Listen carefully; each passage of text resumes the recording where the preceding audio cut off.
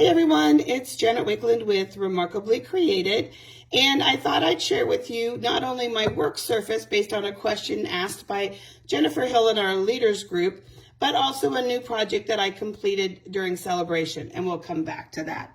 So let me step back and let me tell you at least two things that you may or may not know about me. So first, I always stand when I craft. Couple of reasons. I'm very comfortable standing. I'm also short, so sometimes sitting at a table or whatever doesn't always feel comfortable to me, so I do stand.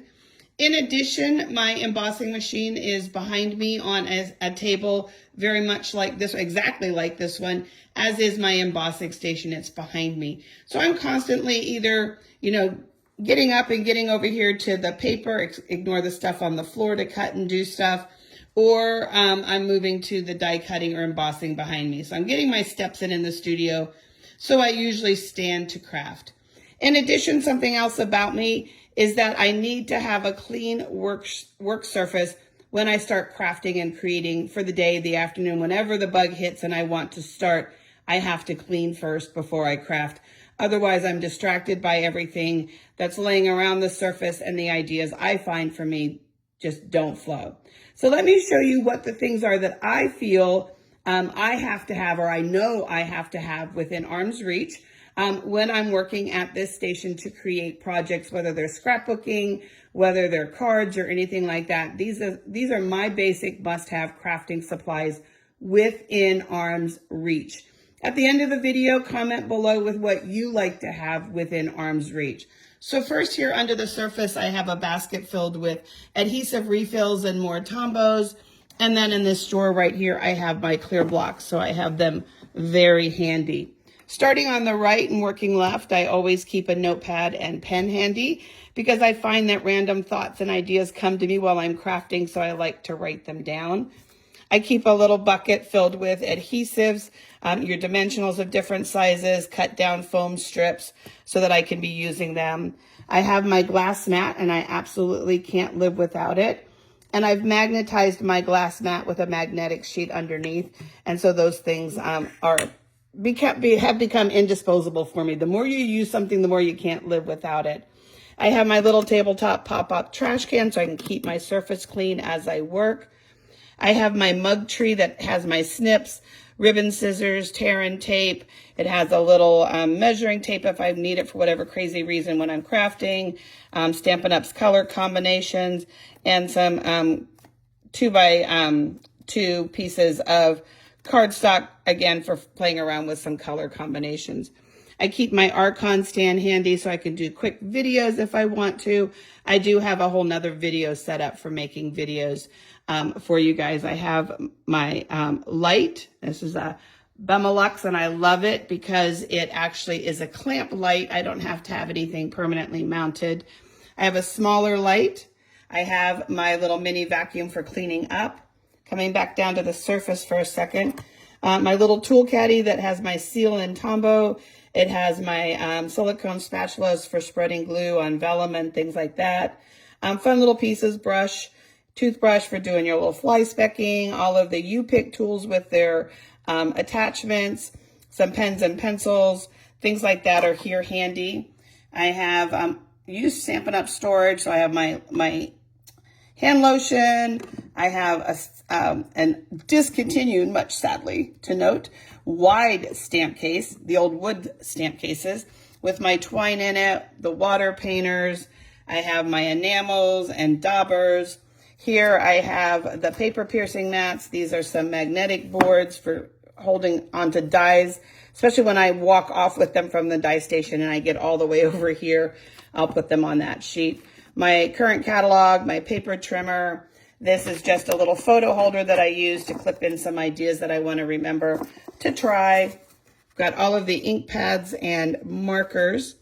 And just as a note, I do my ink pads and markers by color families.